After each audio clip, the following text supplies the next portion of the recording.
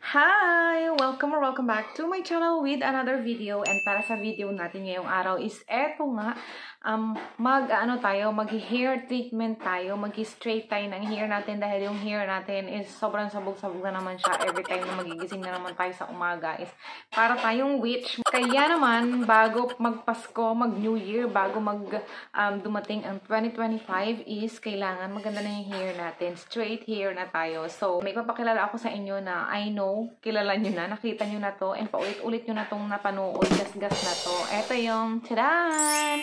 Yung Ogyas. So, base sa napanood ko sa paggamit nito is very easy lang siya and swak na swak nga sa mga girly DIYs or DIY girlies natin out there like me na instead na gumastos tayo ng malaki going to salon para magpa-straight ng hair is eto na lang, bibilihin na lang natin to kasi this one is less than 200 pesos and makakapag-straight ka na ng hair mo kasi meron na siyang 180 ml. So, for sure naman, yung hair natin if mahaba is kasyang-kasya na siya. So, yung sa akin, mahaba siya. Makikita niyo mamaya pag nag-apply tayo. So, ganyan yung kanyang itsura. Nakalagay dito na so easy. Ayan, straighten hair cream. Easy to use, gentle and anti-damage, shiny and smooth. So, dun sa kanyang first step, dahil binasa ko na, is sabi, kailangan daw yung hair natin is i-shampoo natin. Syempre, para matanggal yung mga oils natin dyan sa hair natin. And, hindi natin siya patutuyuin ng super duper dry na dry. Parang nasa 70%. Yung hindi na siya, tumutulo, ganon, bago tayo mag-apply. Para, syempre nga naman, anti-damage yun. Nakalagay dito na 7th layer dry. Ayun, hindi ko maintindihan ko ano ibig sabihin ng 7th layer dry without draping. And pag nag-apply tayo is 2 to 3 centimeter away from the hair root. After natin kasi mag-apply nito is syempre, applyan pa natin to. So, ito ay parang rebonding cream and this one naman is yung treatment para maging shiny, ganyan, and super duper smooth din yung hair natin. So, let's go. Gusto nitong extra, say hello sa video. Hello! Pagkagigit. Oh, ayan siya, oh. Lumalabas siya doon sa mga butas-butas.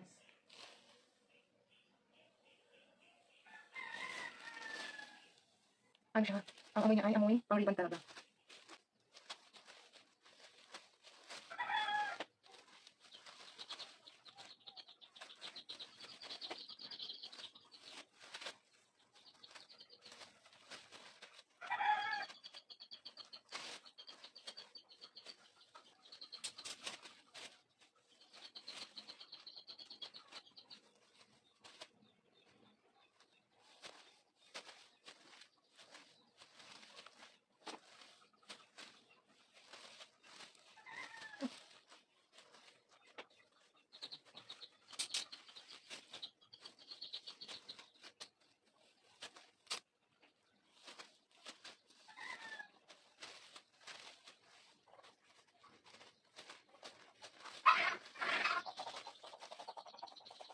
Siyempre, tama na natin. Baka masaya.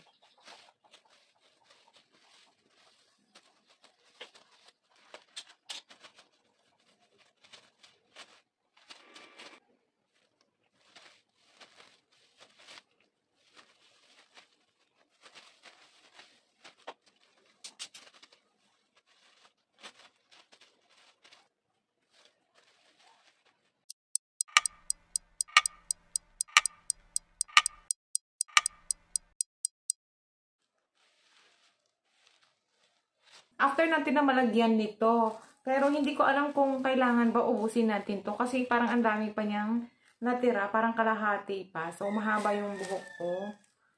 Malapit na sa lagpas sa line ng bra, ganon, more than. And marami pa to, hindi ko alam kung kailangan ubusin o save ko na lang siguro to for our next use. Ibababad daw natin siya sa mga medyo makakapal ang buhok, 30 to 40 minutes. And kung manipis lang naman yung buhok mo, mabilis lang, 15 to 20 minutes lang is enough na. And grabe, mukha tayong siopaw. Ang taba na. So, ayan, ang next naman na gagawin natin is i-blow dry natin yung hair natin. So, using this, yung Hodek na ating review din before.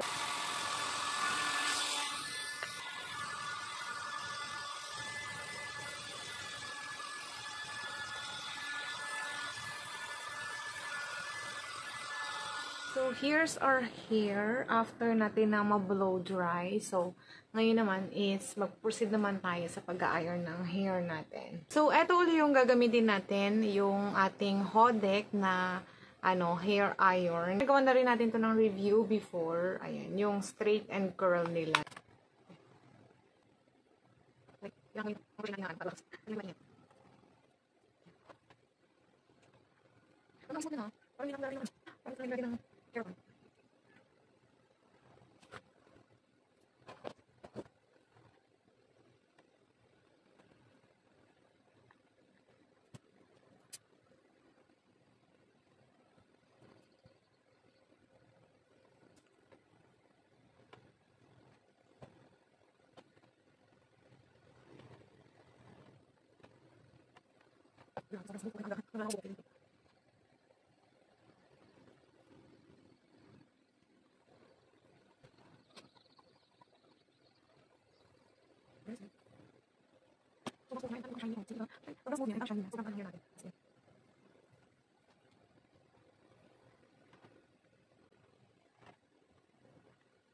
So, ayan yung pagpaplansya. Medyo matagal and mabagal and mahirap. So, after na lang natin na magplansya, saka ko kayo babalik.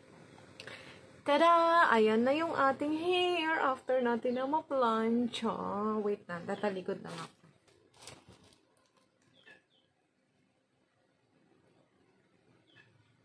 So, yan.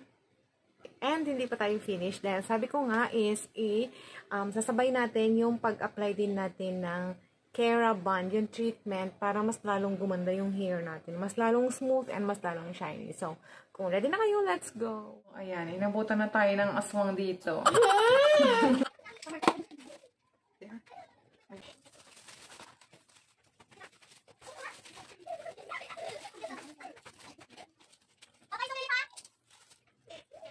Uy, I see you!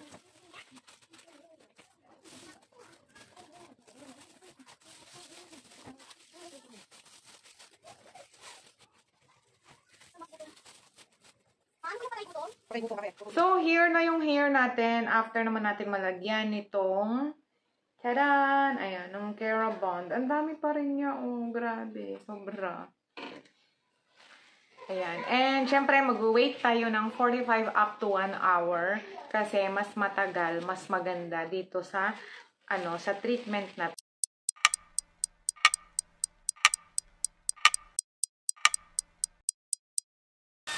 So, after na natin na mababad yung hair natin sa Kerabond, hindi na natin siya kailangang banlawan. Diretso blower na tayo. And, hindi na nga ako dito nakapagsalita kasi kailangan ko nang magmadali. Inabot na talaga tayo dito ng gabi. Sa pagpapatuyo ng hair natin sa Kerabond, depende na lang kung ano yung gagamitin natin setting sa blower natin.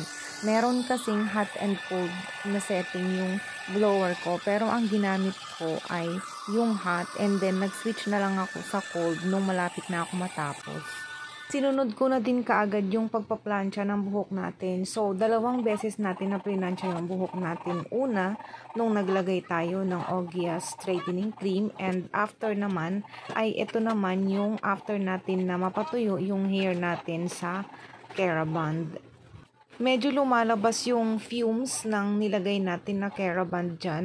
Kaya nakikita nyo na papikit-pikit yung mata ko kasi nga medyo mahapde and lalo na pagka tumataklob yung buhok ko sa mata ko. Nagmamadali na rin talaga si ante nyo dyan kasi inabot na nga talaga tayo ng gabi.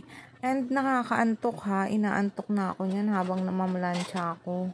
Nag-start ako ng pag-treatment sa hair natin ng 2:30 and eto na nga, alas 7 na, hindi pa tayo tapos best.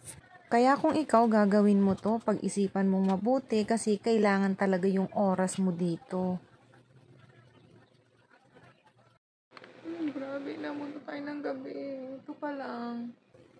Sa kabilang Tadan! Finish na! Ito na yung ating hair. Diba? Finish na tayo. It's so worth it. Pero inabot na tayo ng gabi. Ayan. See that? Oh, wait. Pipicturean natin sa likod. Get up! Oh, I can't. Wow! puwet o Ano na siya?